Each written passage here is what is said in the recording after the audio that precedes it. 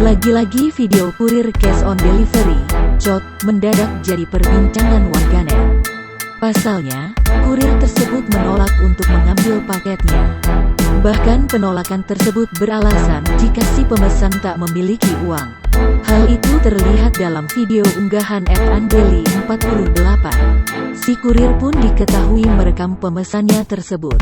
Ia merasa kecewa atas tindakan si pemesan yang tak menyiapkan uang untuk membayar pesanannya. Bahkan si kurir sudah bolak-balik sebanyak 3 kali untuk mengantarkan paket. Si pemesan lalu membatalkan orderan paket tersebut, membuat si kurir semakin kesal dan kecewa.